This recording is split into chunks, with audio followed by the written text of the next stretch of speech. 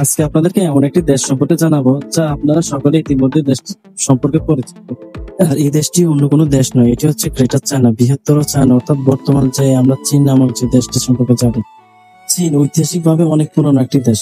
এই দেশের সাথে জড়িত আছে হাজার হাজার বছরের সাংস্কৃতিক সভ্যতা, আছে ধর্মীয় মূল্যবোধ, আছে রাজনৈতিক পরিচয়, ভৌগোলিক পরিচয়।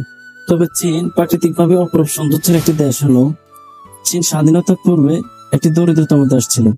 একসময় যে দেশ ছিল বিদেশি দাসত্বের রাজ্য, মহারাজ্য। আজ সেই দেশে নিয়ন্ত্রণ করছে সারা বিশ্বকে, সারা বিশ্বের অর্থনীতিকে, প্রযুক্তিকে, এমনকি ভবিষ্যতের দিক নির্দেশনা তারা নিয়ন্ত্রণ করতেছে। দেশটি যেমন রাশিয়ার পরে দ্বিতীয় বৃহত্তম দেশ হিসেবে পরিচিত, তেমনি তারা আমেরিকার পরে দ্বিতীয় অর্থনৈতিক দেশ হিসেবে পরিচিত। অনুমান করা যায় যে 2030 সালের পর আমেরিকাকে চীনের অর্থনীতি ছাড়িয়ে যাবে এবং বিশ্বের প্রথম পরাশক্তি হিসেবে রূপান্তরিত হওয়ার সম্ভাবনা আছে। আচ্ছা, সম্মানিত প্রিয় শ্রোতা, আমরা মূল গল্পে আসি। চীনের ইতিহাস শুরু হয় হাজার হাজার বছর আগে। তাদের আছে কনফুসিয়াসের দর্শন, সিল্ক রোডের যাত্রা আর রাজবংশের গৌরব গাথা। সব মিলিয়ে গড়ে ওঠে এমন এক সভ্যতা যার মূল কথা একতা। প্রাচীন কাল থেকে চীনের রাজনৈতিক ইতিহাসে চীনে 19 শতকে শুরু হয় অপমানের অধ্যায়। এই শতকে ব্রিটিশদের আফিম যুদ্ধ শুরু হয়। বিদেশি শক্তির দখল আর দেশের ভিতরে অস্থিরতা চীনকে অস্তিত্বের মুখে ফেলে দেয়, এমন চিন্তা তারা নিজস্ব স্বাধীনতা হারিয়ে ফেলে। আর এইভাবে চীনের অভ্যন্তরে দশকের পর দশক অস্থিরতাগ্রস্ত হতে থাকে। দশকের পর দশক যুদ্ধ, রক্ত আর সংগ্রামের পর অবশেষে 1949 সালে তারা একটি আধুনিক, স্বাধীন এবং সার্বভৌম রাষ্ট্র পায়, যার নাম দেওয়া হয় চায়না। মূলত হংকং এবং তাইওয়ান ছিল চীনের অন্তর্ভুক্ত, তাই চীনের নাম প্রকাশ করা হয় গ্রেটার চায়না। দিকে মাও সেদিন ঘোষণা করলেন যে নতুন চীনের জন্ম হয়েছে, আর এটাই ছিল রিপাবলিক অফ চায়না। চীন ছিল তখনও অত দরিদ্র, কিন্তু তাদের মধ্যে ছিল প্রত্যয়, ছিল আত্মবিশ্বাস এবং ছিল শিক্ষার আগ্রহ। আর এই বিপ্লবে চীনকে পরিবর্তন করে দেয়। কয়েক বছর বা কয়েক দশকের পরে চীন সারা বিশ্বের মধ্যে একটি রোল মডেল হয়ে দাঁড়ায়। সারা বিশ্বের একটি বৃহত্তর অর্থনৈতিক দেশ হিসেবে গড়ে ওঠে। সারা বিশ্বের একটি রাজনৈতিক উচ্চ মর্যাদা সম্পন্ন দেশ হিসেবে নিজেদেরকে পরিচিত করতে সমর্থ হয়। ভৌগোলিক দিক দিয়ে চীনের উত্তরে আছে রাশিয়া ও মঙ্গোলিয়া, পূর্বে জাপান ও কোরিয়া, দক্ষিণে আছে ভিয়েতনাম, মায়ানমার এবং লাওস। চীনে আজও 50টিরও বেশি ভাষা প্রচলিত, তবে রাষ্ট্রীয় ভাষা মান্ডারিন চাইনিজ। চীনেরা পরিশ্রমী, নিয়মপ্রেমী আর দেশপ্রেমে অটল। যাদের মন মানসিকতা একটাই, দেশ আগে ব্যক্তি পরে। আর যার ফলে চীনের মধ্যে দুর্নীতির পরিমাণটা অনেক কম, তার কারণে চীন এখন উন্নতির চরম শিখরে পৌঁছে গেছে। হংকং এবং মাকাও একসময় ইউরোপীয় শাসনের অধীনে ছিল, কিন্তু পরে চীন এক দেশ দুই ব্যবস্থা নীতি তাদের ফিরিয়ে নেয়। আজ হংকং নিজস্ব প্রশাসন চলে। চায়না এই কয়েক দশকে এতটাই উন্নতির চরম শিখরে পৌঁছে গেছে যে চীন আজ এক পরাশক্তির অর্থনৈতিক দেশ। আছে তাদের সামরিক দাপট, আছে তাদের প্রযুক্তিগত উন্নতি এবং উন্নয়ন, আছে তাদের উন্নত শিক্ষা ব্যবস্থা, উন্নত চিকিৎসা ব্যবস্থা। বিশ্বের সবচেয়ে প্রাচীনতম ধারাবাহিক সভ্যতাগুলোর একটি হচ্ছে চীন।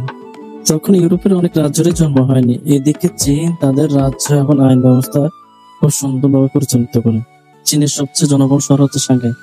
এখানে 3 কোটি মানুষ থাকে, যেটা পুরো বাংলাদেশের জনসংখ্যার প্রায় 20 ভাগের সমান।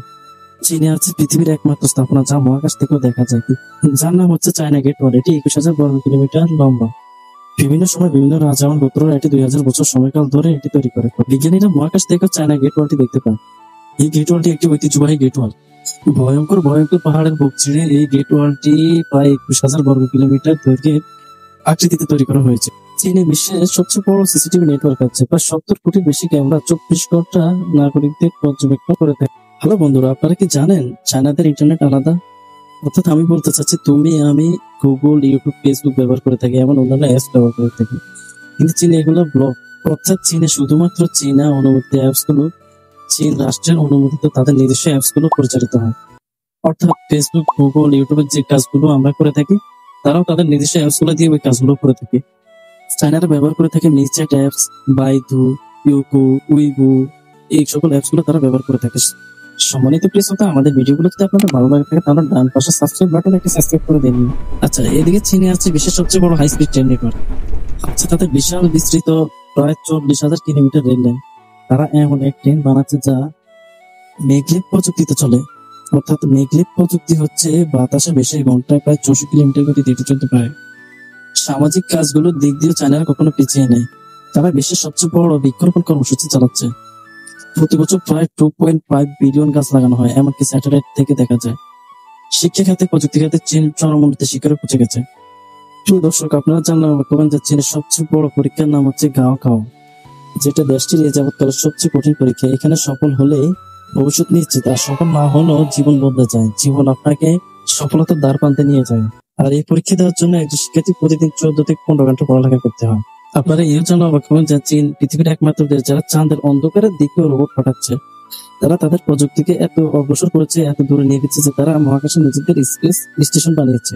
তাদের লক্ষ্য হচ্ছে 2030 সালের মধ্যে মানুষকে চাঁদ দেশে পাঠানো। আরো বলে রাখি যে চীনের অর্থনীতি এখন শুধু পণ্য বিক্রির মধ্যে সীমাবদ্ধ নয়।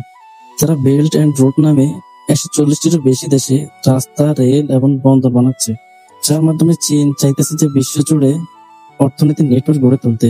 সম্মানিত প্রস্তুতি, এতক্ষণ তো শোনালাম চীনের কারিগরি উন্নয়ন, সামাজিক উন্নয়ন, আর্থিক উন্নয়ন এবং প্রযুক্তিগত উন্নয়ন। এই উন্নয়ন কিন্তু চীনের সীমাবদ্ধ নয়। চীনের ইতিহাস শুধুমাত্র মানুষের সাম্রাজ্যের মধ্যে সীমাবদ্ধ নয়। এটা প্রকৃতির এক মহাকাব্য, যেখানে নদী কথা বলে, আছে পাহাড় ঘেরা গোপন রহস্য, আর গুহার ভেতরে ঘুমিয়ে আছে হাজার হাজার বছরের সভ্যতার ছাপ এবং নির্দেশন। চীনের বুক ঘেঁষে আছে প্রায় 50,000-এর অধিক বেশি নদ নদী। চীনের ইয়াংসি নদী এটা এশিয়ার দীর্ঘতম নদী আর বিশ্বের তৃতীয় দীর্ঘতম। আরো আছে হুয়াংহো ইয়েলো রিভার, যাকে বলা হয় চীনা সভ্যতার মা। এই নদীর তীরে জন্ম নেয় প্রাচীন রাজবংশগুলো, যারা হাজার হাজার বছর আগে লিখেছিল প্রাচীন সভ্যতার ইতিহাস। আরো আছে তাদের ইয়েলো মাউন্টেন এভারেস্ট, যেখানে প্রতিদিন মেঘ নেমে আসে এই মাউন্টেন এভারেস্টের বুকে। এক কথায় আছে অসংখ্য নদ নদী, পাহাড় পর্বত, যা প্রাকৃতিকভাবে চীনকে সৌন্দর্যের রানী করে তুলেছে। প্রাকৃতিকভাবে চীন এক অপরূপ সৌন্দর্যতম একটি দেশ। হাজার হাজার বছরের পুরানো ঐতিহ্যবাহী এবং সমৃদ্ধ নগরী ছিল চীন। চীন 19 শতাব্দীতে অর্থনৈতিকভাবে গড়ে দাঁড়াতে পারেনি ব্রিটিশদের কারণে। তারা আফিম এবং বিভিন্ন সামুদ্রিক যুদ্ধের কারণে, জাপানদের আকর্ষণিক ভূমিকার কারণে চীন তখন মাথা ঘুরে দাঁড়াতে পারেনি, এবং জাতিগত কুন্দরার কারণে চীন তখন অতি দারিদ্রতম একটি রাষ্ট্রে পরিণত হয়। তবে চীন স্বাধীনতার পর পরে তারা মাথা ঘুরে দাঁড়ানোর চেষ্টা করে, এবং কয়েক দশকের পর চীন পৃথিবীর অন্যতম সেরা পরাশক্তিতে পরিণত হয়। তারা তাদের 150 কোটি জনসংখ্যাকে জনসম্পদে পরিণত করেছে। এভাবে চীন তাদের সমৃদ্ধির পথে এগিয়ে গেছে। সকলে ভালো থাকবেন, সুস্থ থাকবেন। আমাদের ভিডিওটি যদি ভালো লাগে অবশ্যই সাবস্ক্রাইব করে দিন।